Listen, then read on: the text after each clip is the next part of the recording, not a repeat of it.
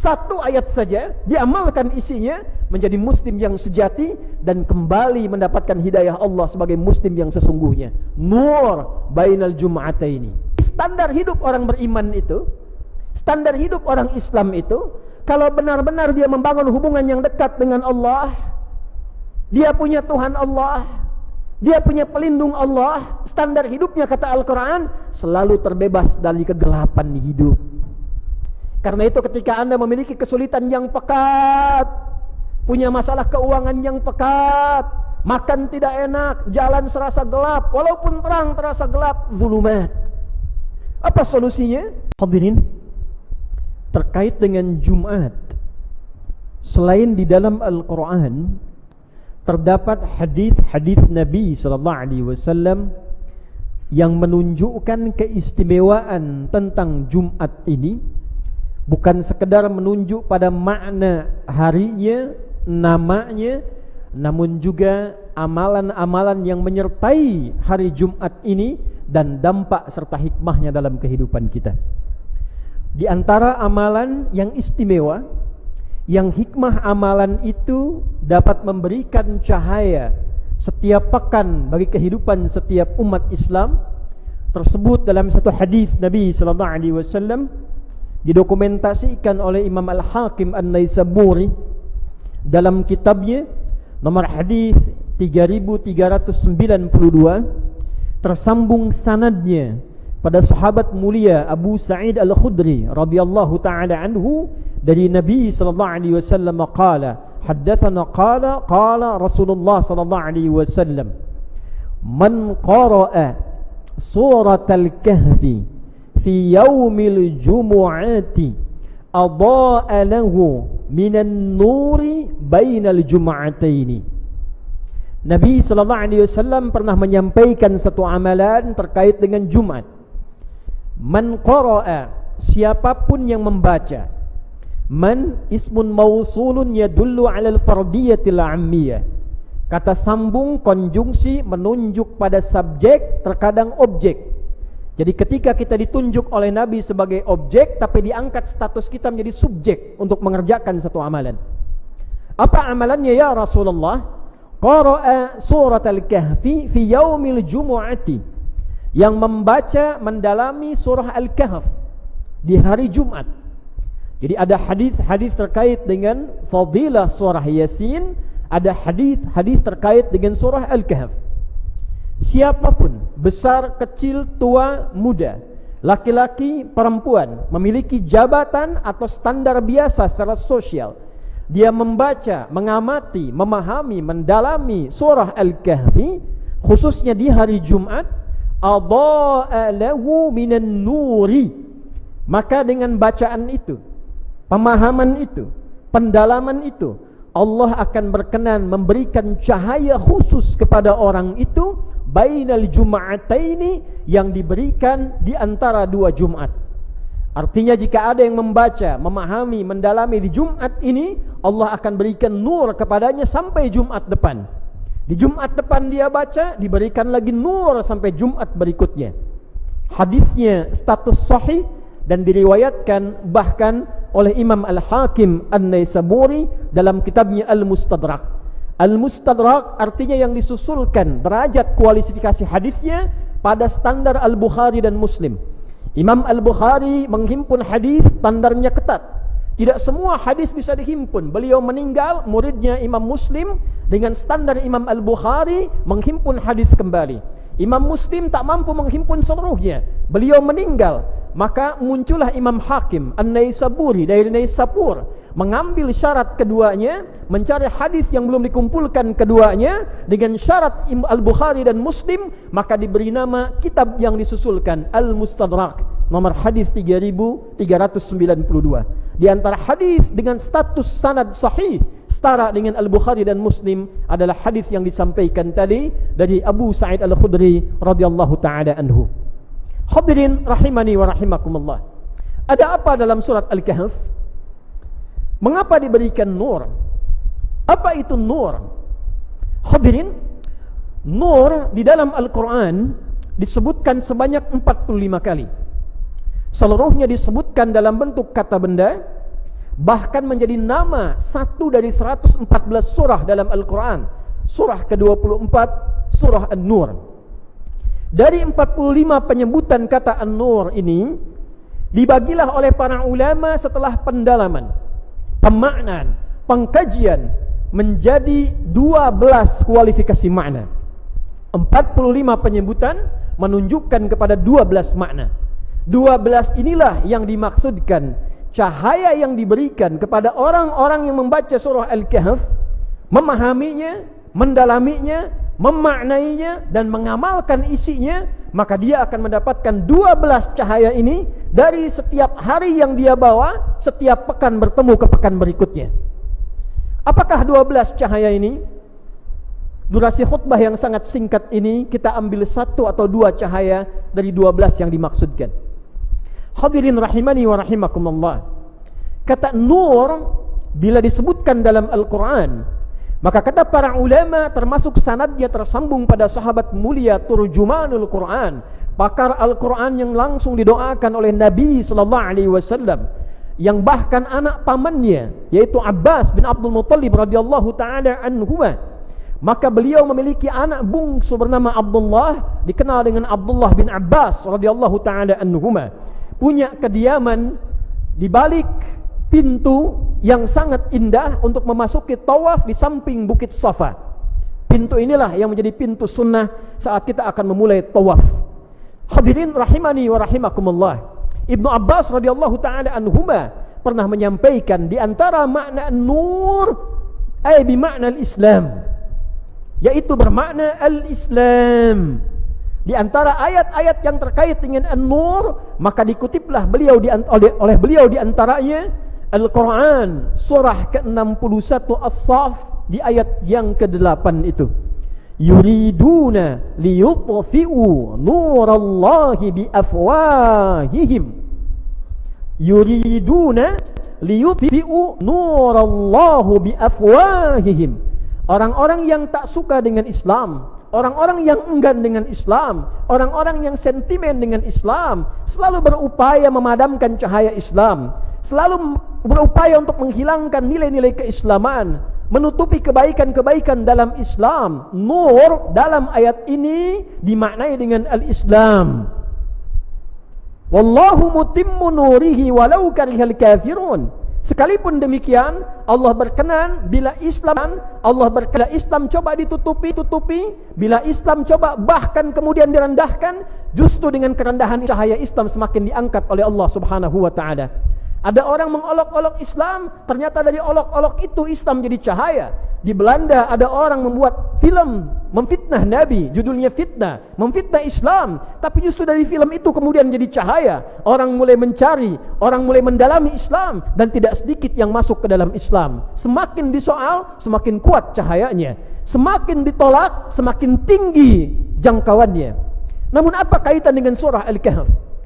Orang yang memahami, menggali, membaca makna-makna dalam ayat-ayat surah Al-Kahf, maka di antara makna utamanya Allah akan semakin kuatkan, tanamkan dan dalamkan cahaya Islam yang ada pada dirinya.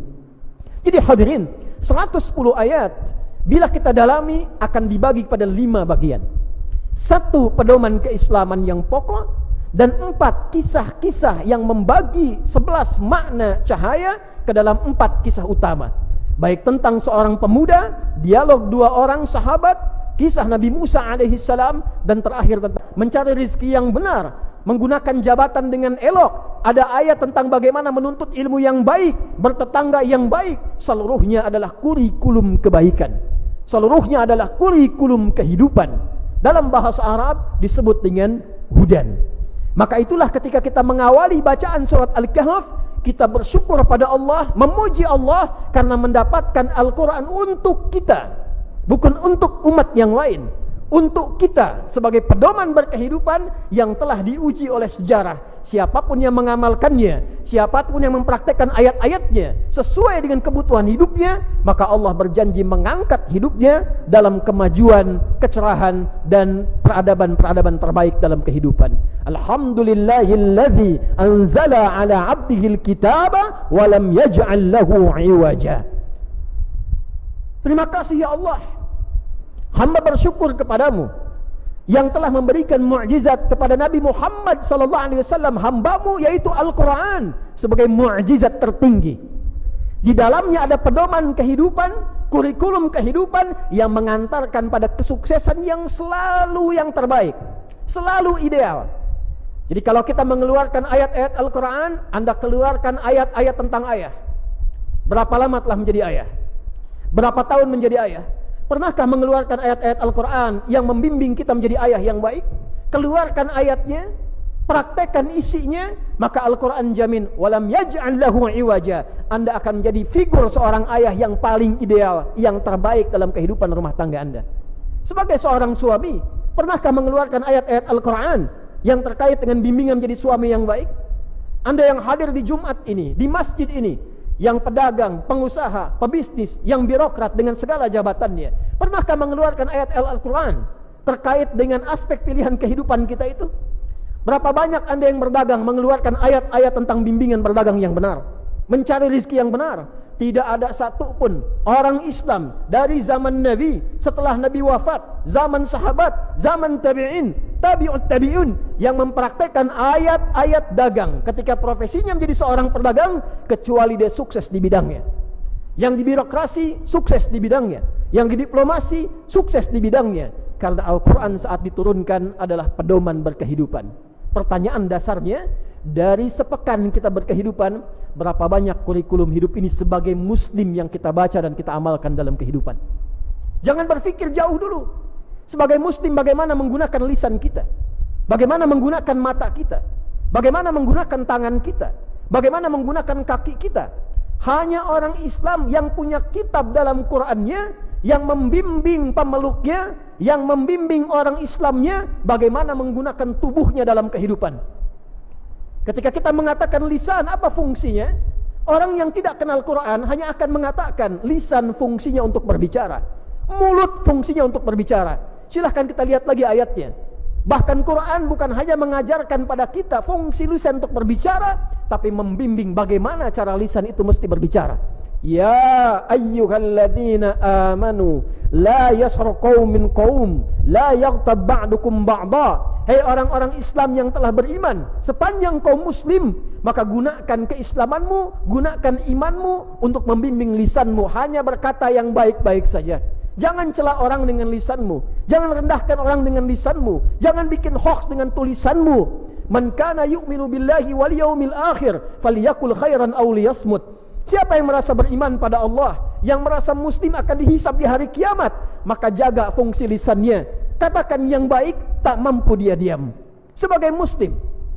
Jadi ketika kita membaca surat Al-Kahf, menemukan hidayah pertama sebagai muslim, maka surat ini memberikan cahaya sepanjang kita mau mengamalkan isinya.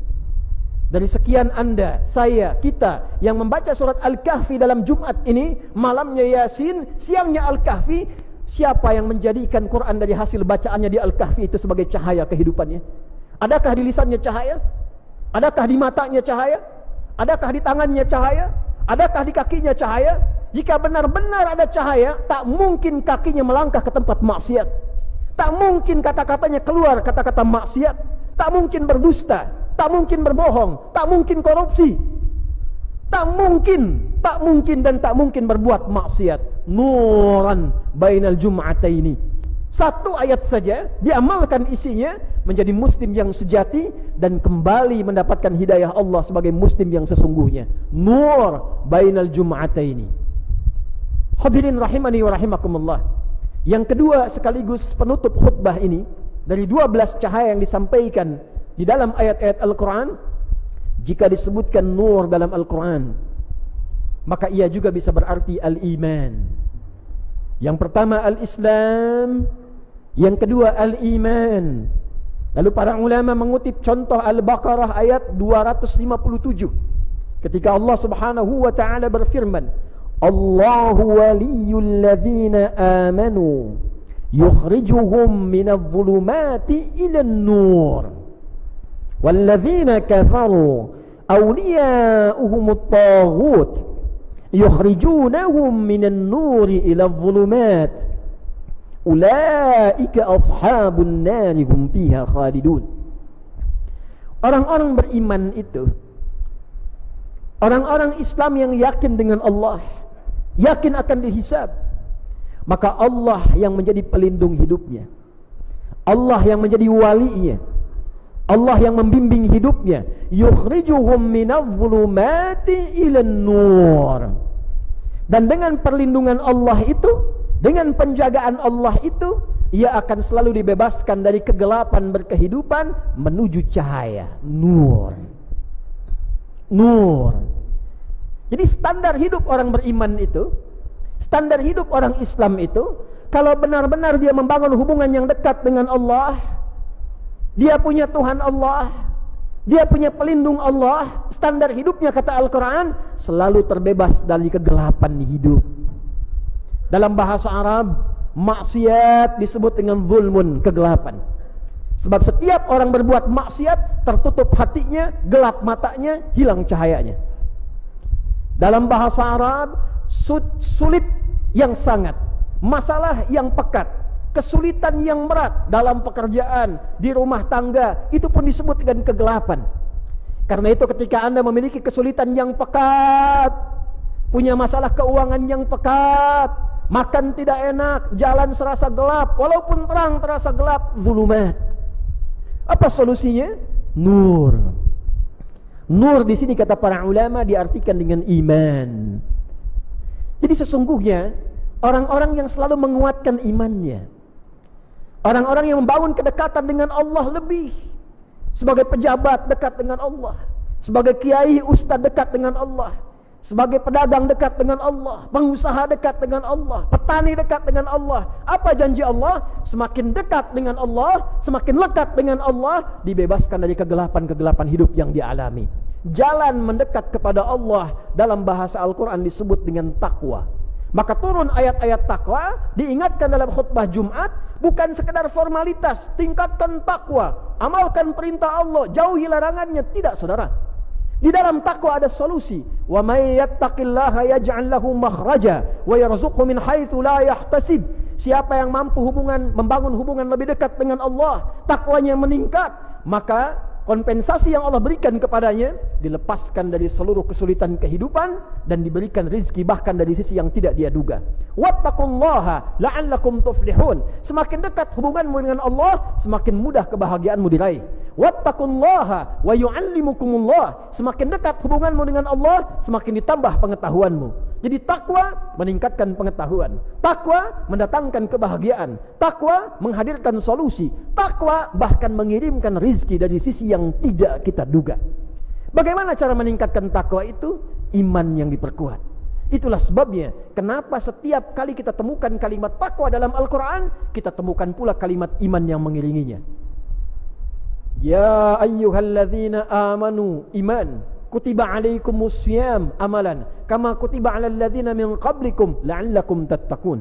Dzalikal kitabu la raiba fi hudal lil muttaqin. Setelah itu wal alladzina yu'minun, iman, takwa, iman, iman, takwa. Kita singkat imtak, iman dan takwa. Kenapa penting meningkatkan iman? Supaya takwa lahir. Kenapa takwa itu penting untuk lahir? Supaya mudah hidupnya, dapat solusi, meningkat derajatnya, sukses dan bahagia dalam kehidupannya. Di surat Al-Kahf ditunjukkanlah kepada kita persoalan-persoalan kehidupan yang kadang butuh penguatan iman.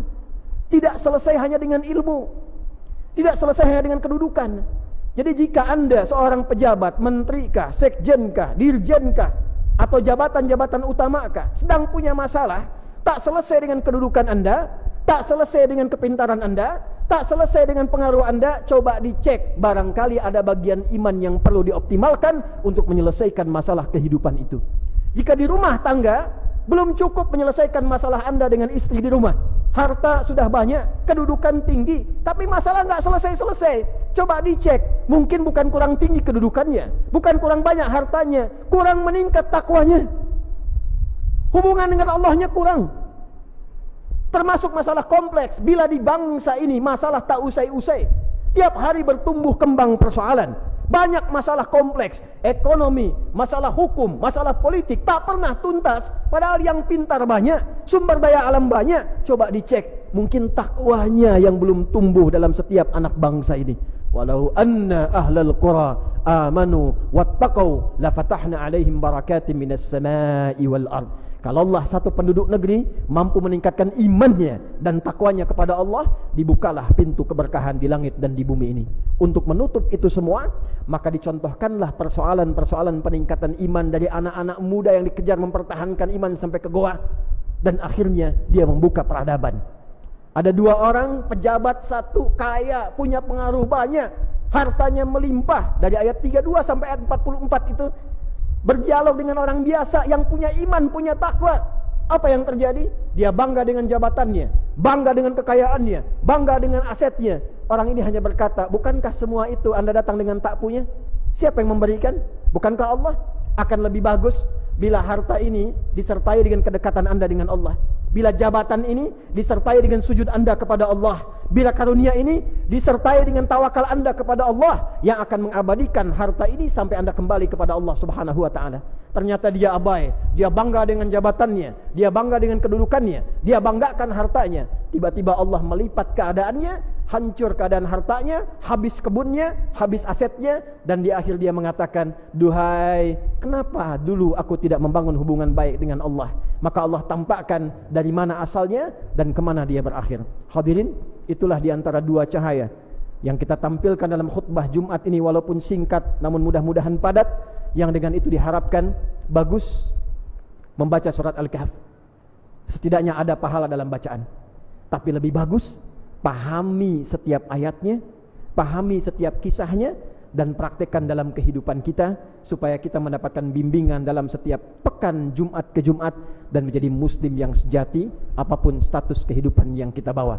Mudah-mudahan yang pertama, kita menjadi orang Islam yang baik, Islam yang sejati, mempraktekkan keislaman seutuhnya. Dan yang kedua, dengan status muslim itu, mari bangun hubungan kepada Allah dengan cara yang lebih baik, yang dengan itu mudah-mudahan kita dikembalikan pada keadaan yang terbaik, diberikan solusi dalam kehidupan, dan dimudahkan untuk mencapai harapan kemuliaan yang kita dambakan.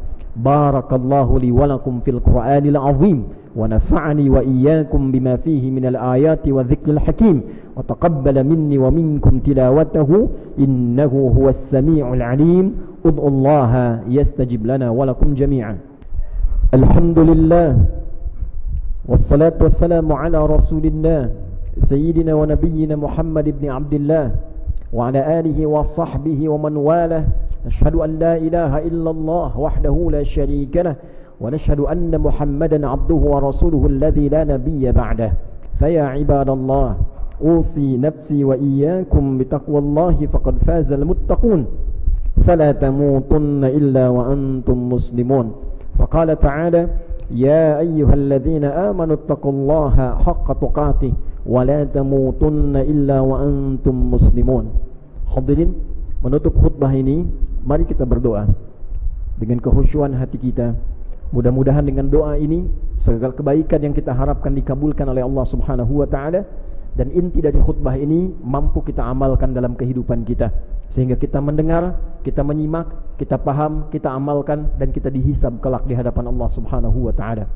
Qala ta'ala, inna Allah wa malaikatahu yusalluna 'alan nabi ya ayyuhalladzina amanu sallu 'alaihi wa sallimu taslima. Allahumma salli wa sallim wa barik ala habibikal karim rasulikal mustafal amin nabiyyina wa sayyidina Muhammadin wa ala alihi wa sahbihi ajma'in. Allahumma nahmaduka hamdan syakirin, hamdan na'imin, hamdan yuwafi ni'amahu wa yukafi'u mazidah. Ya Rabbana lakal hamdu wa lakal syukru kama yanbaghi li jalali wajhikal karim wa li 'azimi sultanik. Rabbana la tada' lana fi maqamina hadha wa fi kulli maqamin dhanban illa ghafarta. Ya Allah, jika ada satupun jamaah hari ini menunaikan Jumat datang berlumur dosa, jangan biarkan ia meninggalkan masjid ini kecuali Engkau telah gugurkan dan hapuskan seluruh dosa-dosanya. Wala hamman illa farajtah, jika ada yang datang membawa kegelisahan, jangan biarkan satupun hambamu pulang meninggalkan masjid ini kecuali Engkau telah tenangkan keadaan hatinya. Wala asiran illa yassartah, jika ada di antara kami yang merasakan kesulitan di pekerjaannya, kehidupan rumah tangganya, kehidupan sosialnya, dengan berkah Jumat ini dan keikhlasannya, ya Allah, angkat dan hilangkan seluruh kesulitannya. Wala maridan illa syafaitah, jika ada yang sakit mohon angkat dan sembuhkan penyakitnya. Wala dainan illa qadaitah, jika ada satupun jamaah yang tengah tengah diliputi oleh utang piutang yang menyulitkan hidupnya, maka mohon limpahkan rizki kepadanya untuk melunasi utang-utangnya. Allahumma hdina ya Allah bikaramika. Ya Allah, mohon berikan hidayah kepada kami dengan keutamaanmu, dengan kemuliaanmu, agar kami menjadi pribadi yang lebih baik setelah Jumat ini ya Arhamar Rahimin. Waj'al baqiyata hayatina hayatan tayyibah wa akhira wafatina husnal khatimah. Ya Allah, bila pun kami mengalami kehidupan setelah Jumat ini, jadikan lembaran hidup kami lebih baik daripada sebelumnya. Dan bila pun kami mesti wafat di Jumat ini, jadikan akhir hidup kami husnul khatimah. Tawaffana muslimin biqaulina la ilaha illallah Muhammadur Rasulullah wa qaulika ya ayyatuhan nafsul mutmainnah irji'i ila rabbika radiyatan maradiyah wadkhuli fi ibadi wadkhuli jannati. Ya Allah, ringankan lisan kami dalam sakaratul maut kami untuk mengucap kalimat la ilaha illallah Muhammadur Rasulullah. Dan mohon jawab ya Allah kalimat kami dengan kalammu. Hei jiwa-jiwa yang tenang, cepat pulang kepadaku. Aku rida dengan amalmu, engkau pun akan rida dengan pemberianku. Jadi bagian hambaku, aku siapkan surga untukmu. Allahumma hfadna wa hfad biladana an Tunisia waj'alha baldatan tayyibatan wa anta tardaha wajma wahid su'abaha wajannibha min at-tafraqati ya arhamar rahimin. Ya Allah, mohon jaga negeri kami Indonesia yang kami cintai ini. Jadikan Indonesia negeri yang makmur, yang engkau ridai, yang jauh dari maksiat. Satukan rakyatnya, jauhkan dari perpecahan ya arhamar rahimin. Wahdi umara'aha wa wuzara'aha wa kullu man fiha minal mas'uliyah ya Allah liyahtadu ila ridak liyakhaffifu hisabahum yaumal qiyamah. Ya Allah, berikan hidayah kepada para pemimpin bangsa ini di setiap level kepemimpinan, yang tinggi sampai dengan yang rendah, para pemimpinnya, para menterinya, para seluruh orang-orang yang diberikan amanah kepada mereka. Berikan hidayah untuk memberikan kebijakan yang adil, yang akan meringankan hisab mereka di hari kiamat ya arhamar rahimin. Allahumma hfadh ulama'aha waj'alhum mukhlasin lakad-din. Ya Allah, mohon jaga para ulama kami, sehatkan mereka dan berikan hidayah pada mereka untuk berdakwah dengan ikhlas, menyatukan umat, menjauhkan dari perpecahan. Allahumma ya khairan nasirin. Allahumma ansur ikhwatana fi Palestin, fi Gaza. Allahumma ya Allah khaffif hisabana yawmal qiyamati an da'fina fi nusrati ikhwanina fi Gaza. Ya Allah, anugerahkan pertolonganmu ya Allah darimu saja kepada saudara-saudari kami di Palestina, di Gaza khususnya ya arhamar rahimin. Dan mohon ringankan hisab kami di hari kiamat karena kelemahan kami ya Allah dalam membantu saudara-saudari kami di Palestina. Allahumma barik hadzal makan wa hadzal masjid wa hadza wa man fihi ya arhamar rahimin. Ya Allah, mohon berkahi masjid ini, berkahi tempat ini, berkahi setiap tempat yang ada di tempat ini, dan siapapun yang menginisiasi, mengembangkan, bertugas di tempat ini, kementerian ini, dan jauhkan segala bentuk perbuatan maksiat yang tidak engkau ridhoi yang berada di tempat ini ya arhamar rahimin. Rabbana atina fid dunya hasanah wa fil akhirati hasanah wa qina adzaban nar. Wa sallallahu ala sayyidina Muhammad wa ala alihi wa sahbihi ajma'in wa akhiru da'wana anil hamdulillahi rabbil alamin. Ramadan terus berjalan. Hari demi hari berlalu begitu cepat. Setiap Jumat adalah kesempatan. Kesempatan untuk memperbanyak pahala. Kesempatan untuk lebih dekat kepada Allah. Jangan biarkan waktu mulia ini kosong tanpa amal. Mungkin satu surah yang kita baca menjadi sebab diampuninya dosa-dosa kita. Ya Allah, jadikan setiap Jumat kami penuh zikir, penuh Al-Quran, dan penuh ampunan MU. Terimalah amal kecil kami, dan lipat gandakan pahalanya. Amin ya Rabbal Alamin.